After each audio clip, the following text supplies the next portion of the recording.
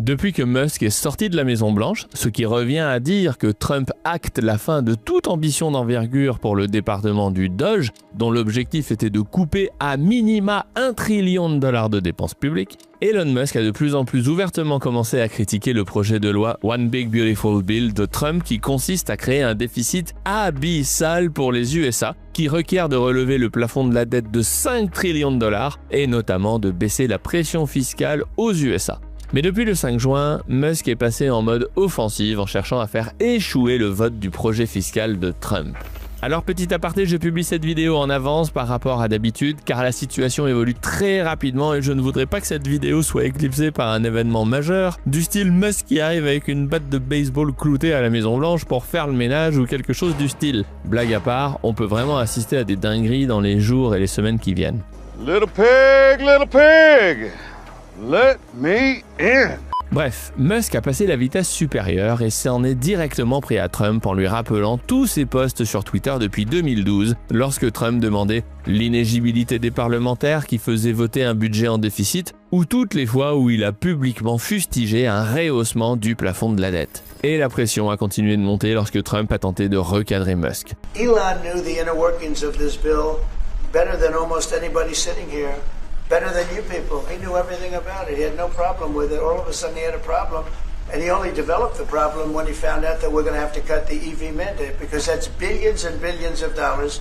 Première semonce, Trump annonce que Musk était au courant de son projet fiscal et qu'il était OK avec tout ça jusqu'à ce qu'il découvre que les subventions aux voitures électriques étaient supprimées dans ce projet. Ambiance. Musk répond du tac au tac que c'est faux car cela fait bien longtemps et publiquement qu'il milite pour la suppression de toutes les subventions sur tous les secteurs économiques. Et c'est factuellement vrai. Voici ce qu'il déclarait déjà en 2021. What about the support though for the charging network? I mean, there are parts of this bill and no? No, I mean, you know, do we need support for gas stations? We don't. So there's no need for this for support for a charging network. Delete it. Delete. Okay, all right. I'm literally saying get rid of all subsidies, but also for oil and gas. Quelques petits coups de fusil plus tard, Musk décide qu'il faut en finir avec Trump car il pense que le déficit des USA va finir par tuer l'économie américaine. Il déclare donc que Trump doit être destitué. Rien que ça. Et il publie un message dans lequel il affirme que Trump n'a pas publié la liste des clients d'Epstein car il en faisait partie. Donc là, on tombe dans les attaques personnelles. À partir de là, la guerre ouverte est déclenchée entre l'homme le plus riche du monde et l'homme le plus puissant du monde.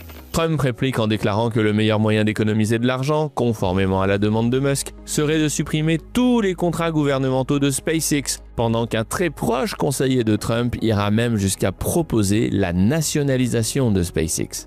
Le conflit s'envenime de plus en plus et Musk ira jusqu'à proposer un sondage sur X.com pour demander s'il serait bon de créer un nouveau parti politique aux USA qui se situerait au centre et prendrait à la fois chez les démocrates et les républicains tous les politiques assez raisonnables pour vouloir sauver les USA de la faillite. À ce sujet, il faut savoir que ces sondages lancés par Musk ne sont pas anodins. Lorsqu'il a fallu restaurer le compte Twitter de Donald Trump, son biographe Walter Isaacson raconte et confirme que ce sondage Twitter a réellement été le facteur décisionnaire de la réintégration de Trump.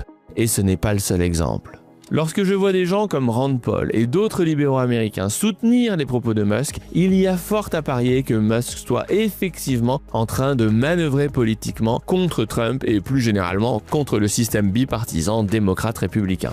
Gardez en tête que Musk a déjà trahi des personnes qui lui faisaient confiance dès lors qu'il trouvait que ce que faisaient ces personnes était immoral, car Musk est guidé par une vision du monde et non par le service de ses propres intérêts ou les intérêts de ses amis. Offer me money, offer me power, I don't care.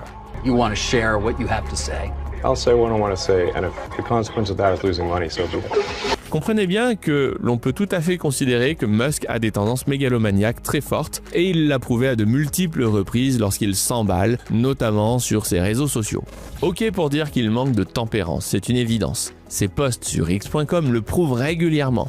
Par contre, son mode de vie et sa capacité à toujours travailler comme si sa vie en dépendait alors qu'il est déjà l'homme le plus riche du monde nous prouvent qu'il ne se bat pas pour lui-même, mais pour ses idées et ses valeurs. Quand on a 400 milliards devant soi, c'est pas d'en avoir 800 qui va vous faire bosser comme un tordu. Je n'ai aucun doute là-dessus et c'est pour cela que l'hypothèse du coup monté entre Trump et Musk me semble tout à fait saugrenue. Une fois que l'on a dit cela et en considération de l'ego surdimensionné des deux protagonistes, il y a fort à parier que l'un devra tuer l'autre pour que ce conflit se termine, car leurs entourages respectifs auront bien du mal cette fois à les séparer. Alors maintenant, abordons le vrai sujet. Est-ce que le déficit américain est si préoccupant que cela? S'agit-il d'une question de vie ou de mort pour les finances publiques américaines? Aujourd'hui, le déficit US c'est environ 2 trillions de dollars pour 2025. Sachant que les recettes du budget sont d'environ 5 trillions de dollars, on parle quand même d'un déficit, d'un trou de l'ordre de 40%. Sur ces 2 trillions de déficit, les intérêts de la dette américaine représentent 1,2 trillion. Or, considérant les intérêts de la dette, si on veut équilibrer le budget, il va donc falloir couper 2 trillions de dépenses, qui sont constituées à 60% par les intérêts de la dette. Alors gardez bien en tête que 1200 milliards, c'est un peu moins que le budget de la sécurité sociale qui pèse 1600 milliards, mais c'est plus que le budget de la défense qui fait environ 1000 milliards. Ce que je veux dire, c'est que les 1200 milliards d'intérêts de la dette vont conduire les USA à supprimer des dépenses budgétaires dans d'immenses proportions, ce qui aura un effet récessif instantané et puissant. C'est exactement ce qu'écrit et s'époumone à dire Ray Dalio à chacun de ses passages médias. Écoutez bien ce qu'il dit, car Dalio n'est pas un poussin du mois d'août. C'est une sommité de la finance obligataire car il a fondé et dirigé Bridgewater, le plus grand fonds obligataire au monde. Et c'est aussi un intellectuel qui a fait un travail de recherche en finance et en économie qui est tout à fait remarquable sur toutes les grandes économies du monde sur une période de 1500 ans tout de même. We have a breaking down of the monetary order. We are going to change the monetary order because we cannot spend the amounts of money, so we have that problem. And when we talk about the dollar and we talk about tariffs, we have that. We are having profound changes in our domestic order, how ruling is existing, and we're having profound changes in the world order. Such times are very much like the 1930s. I've studied history and this repeats over and over again. So if you take tariffs, if you take debt, if you take the rising power challenging the existing power, if you take those factors and look at the factors, those changes in the orders, the systems, are very, very disruptive. Bon, je vous la fais en plus simple. La grande œuvre de Dalio, c'est son modèle sur les cycles du crédit de long terme. Voici comment il voit les cycles économiques.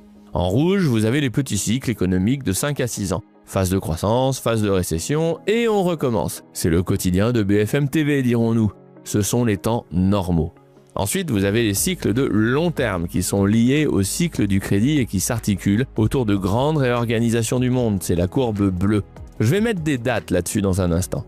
Enfin, la ligne verte, ce sont les gains de productivité qui en réalité n'est pas une ligne, mais une courbe avec une pente d'environ 1 à 2%.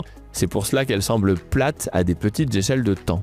Ces gains de productivité sont le réel moteur du monde qui font que d'un cycle à l'autre, le monde connaît toujours une croissance économique d'un siècle sur l'autre. Concentrons-nous sur les cycles du crédit. Ce que Dalio nous dit, c'est que le dernier grand changement de cycle a démarré avec la crise des années 30, qui se situait à peu près par là. Ensuite, s'en est suivi la Grande Dépression et la Deuxième Guerre mondiale qui se sont traduits par une chute de la croissance pendant 15 ans. C'est la phase de crise aiguë. Dans cette phase, point de croissance, que des emmerdes et de grandes souffrances. Ensuite, à partir de 1945, c'est le départ d'un nouveau cycle avec un nouvel ordre mondial sur toutes les dimensions dont on a parlé. Eh bien, ce que nous dit Dalio, c'est qu'il craint éminemment que nous soyons actuellement en train de danser au sommet de la fin du cycle de croissance de long terme qui a démarré en 1945 pour les raisons suivantes. Le poids de la dette est devenu tel qu'il commence à impacter les budgets de fonctionnement des États. Dit autrement, quand il va falloir économiser aux USA 1,2 trillion de dollars, il va falloir couper d'autres budgets. Et dans le cas où les USA feraient faillite, car ils ignoreraient ce constat et continueraient de dépenser, alors ils couperont quand même des dépenses, car le marché leur refusera l'accès au fonds. C'est aussi simple que cela. Donc dans les deux cas, les dépenses du gouvernement vont baisser. Or, les dépenses de l'État sont les revenus de quelqu'un d'autre. Une fois que les revenus du pays sont attaqués, alors on peut partir dans le sale. Cela a été des guerres par le passé, mais cela pourrait aussi être une déflation de Fisher qui entraîne la chute du système bancaire, bien que ce ne soit pas le plus probable aujourd'hui. Ou alors un effondrement de certains pays, comme cela a pu se produire de temps à autre. Sur la grande fresque historique de Dalio qui remonte à 1500 ans, vous voyez par exemple que l'Empire ottoman commence en 1300 et s'arrête en 1900, que les califats du Moyen-Orient commencent en 600 et des bananes et disparaissent en 1200 et quelques. Etc., etc. Les empires naissent, vivent et meurent comme tout organisme vivant. C'est avec ça que les empires sont grands. La bataille entre Musk et Trump n'est donc absolument pas anodine ou banale, car elle a le potentiel pour entraîner l'histoire des USA dans un sens ou dans l'autre. Si vous êtes aussi optimiste que l'équipe de la solution 10x10, vous voyez dans les dernières chutes des marchés américaines de bons points d'entrée sur des actifs de qualité. Et pour les plus frileux, la solution 10x10